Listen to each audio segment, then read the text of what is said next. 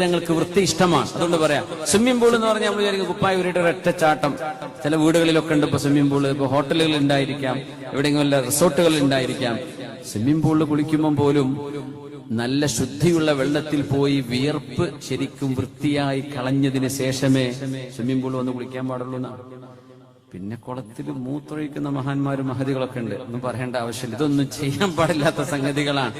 നമ്മൾ അത് പറയുന്നത് അത് ചെയ്യരുത്. ആരും കാണുന്നില്ല, ചിലപ്പോൾ അറിഞ്ഞിട്ടില്ല എന്ന് വന്നേക്കാം. വൃത്തികേടല്ലേ അത്? മനുഷ്യന്റെ വിസർജ്യം ആ വെള്ളത്തിലുണ്ട്. ഇത് പോയിട്ട് കുട്ടികളെ വായിലിട്ടിട്ട് ഊതുന്നു, അത് ചിലർ അറിയാതെ കുടിക്കുന്നു. എന്താണ് ഇതിന്റെ അവസ്ഥ എന്ന് അള്ളാഹ്ക്കേ അറിയുള്ളൂ. ഇത് നബി ഞങ്ങൾക്ക് ഇഷ്ടമല്ല. എന്തുകൊണ്ട്? നബി ഞങ്ങൾക്ക് വൃത്തി ഇഷ്ടമാണ്. അവിടെ നിന്ന് വൃത്തി അത്ഹൂറു ശത്രുൽ ഈമാൻ, വൃത്തി ഈമാനിന്റെ പകുതിയാണെന്ന് പഠിപ്പിച്ച നബിയാ നമ്മുടേത് സ്വല്ലല്ലാഹു അലൈഹി വസല്ലം. സ്വിമ്മിംഗ് പൂൾ എന്ന് പറഞ്ഞാൽ എന്തല്ല, ചളി പോയിട്ട് കഴുകാനുള്ള സ്ഥലം, സോപ്പിട്ട് കഴുകാനുള്ള സ്ഥലമല്ല അത്.